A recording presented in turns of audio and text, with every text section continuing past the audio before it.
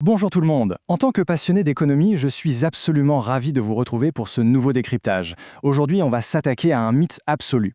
Vous savez, quand on ouvre un manuel d'économie classique, on a souvent l'impression que la richesse, c'est juste la rencontre entre le travail, le capital et la technologie.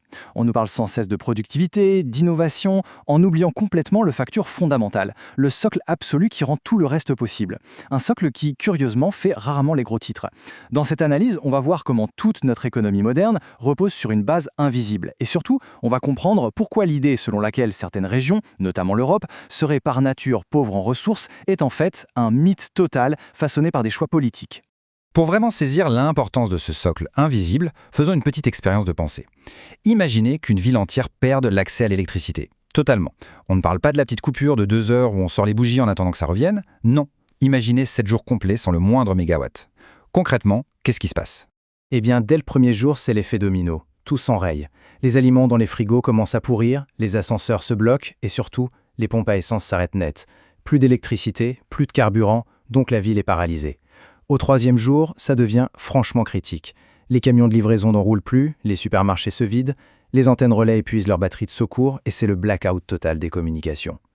Au septième jour, sans chauffage, sans eau courante pour 10 millions de personnes et sans aucun moyen de paiement électronique, la ville est méconnaissable. En une petite semaine, la société a littéralement régressé de 2 siècles.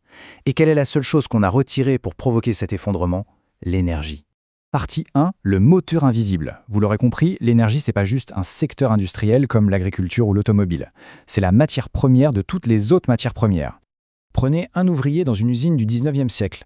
Est-ce qu'il produisait autant qu'un ouvrier d'aujourd'hui sur sa ligne de montage ? Bien sûr que non. L'ouvrier moderne produit 100 fois plus. Mais il faut bien comprendre que cette explosion de productivité, c'est pas juste grâce au miracle de l'intelligence humaine. C'est surtout parce que cet ouvrier a, derrière lui, des machines gigantesques qui font le gros du travail. Et ces machines, elles carburent grâce à des stocks d'énergie fossile que la planète a mis des millions d'années à fabriquer.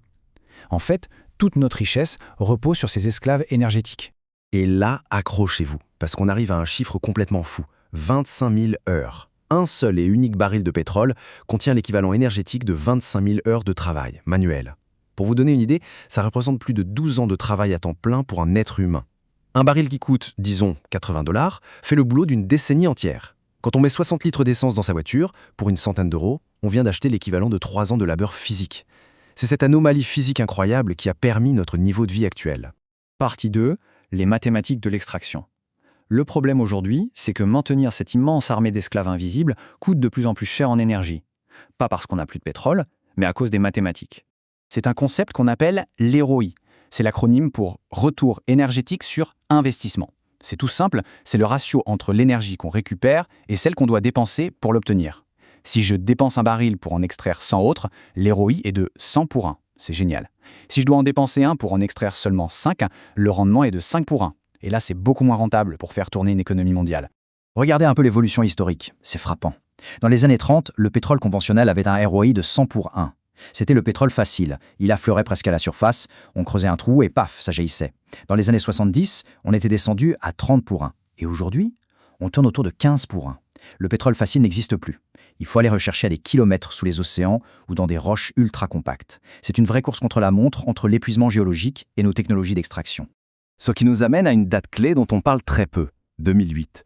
C'est l'année où le pétrole conventionnel a atteint son pic mondial. Depuis, il décline. Si le système ne s'est pas effondré, c'est uniquement grâce au pétrole non conventionnel, comme le schiste américain. Sauf que voilà, le schiste a un ROI d'environ 5 pour 1. Les sables bitumineux canadiens, c'est 3 pour 1. Bref, on a le volume, pour l'instant, mais la qualité énergétique, elle, s'effondre. Et les alternatives dans tout ça ? Le solaire, c'est un ROI de 5 à 15 pour 1. L'éolien, 15 à 25. C'est pas mal, mais ça ne compte même pas le coût énergétique énorme des batteries géantes qu'il faut pour pallier le fait que le vent ne souffle pas tout le temps. Sans oublier qu'il faut des montagnes de terres rares, dont la Chine contrôle environ 60% de l'extraction. De son côté, le nucléaire affiche un ratio massif de 75 pour 1, avec une densité incroyable. Mais c'est une option qui se heurte souvent à des choix et des oppositions politiques très fortes selon les pays. Partie 3, l'illusion européenne.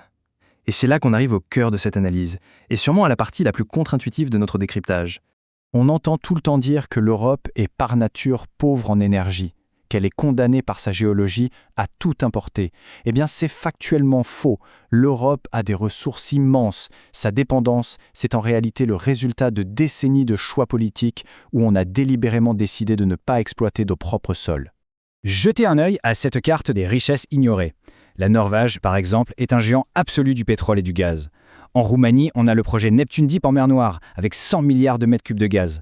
Le Royaume-Uni a d'énormes projets en mer du Nord, et vers les Malouines. Et des pays comme la France ou la Pologne dorment littéralement sur des réserves massives qui ne sont tout simplement pas exploitées. Et parlons un peu du gaz de schiste. Les chiffres donnent le vertige.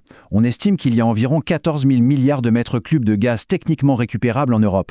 C'est plus que les réserves conventionnelles des États-Unis. La Pologne a un potentiel de 4 200 milliards, la France près de 3 900 milliards, la Roumanie, le Danemark, l'Allemagne. Les roches qui ont fait la révolution énergétique américaine sont bien là, sous nos pieds. Seulement, avec l'interdiction de la fracturation hydraulique dans beaucoup de ces pays, tout ça reste soigneusement enfoui sous terre. Alors, pourquoi cette ignorance volontaire? C'est un mix de plusieurs choses. Déjà, dans les années 90, on voulait faire de l'Europe le cerveau du monde et envoyer les usines polluantes en Asie. Ensuite, il y a eu les moratoires environnementaux. Et puis soyons clairs, tant qu'on avait du gaz russe ultra bon marché et l'armée américaine pour sécuriser tout ça, on n'avait pas vraiment besoin de creuser chez nous. Enfin, il y a aussi des rapports, notamment de l'OTAN, qui ont documenté des financements étrangers, liés par exemple à Gazprom, venus appuyer les mouvements anti-fracturation en Europe pour s'assurer qu'on reste bien dépendant. Partie 4, la réinitialisation géopolitique. Le truc, c'est que ce petit confort qui a duré des décennies vient de voler en éclats, forçant un changement de cap radical. Regardez ce avant-après.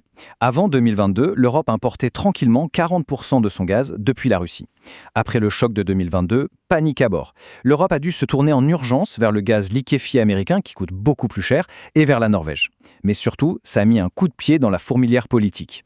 Face à l'urgence, on recommence petit à petit à regarder ce qu'on a sous nos propres pieds. La conséquence de tout ça, c'est une nouvelle réalité économique qu'on va devoir accepter. La croissance facile boostée par l'énergie pas chère, c'est terminé. On entre dans une ère d'inflation structurelle. Si l'énergie coûte plus cher, tout ce qu'on produit, du pain aux matériaux de construction, coûtera plus cher.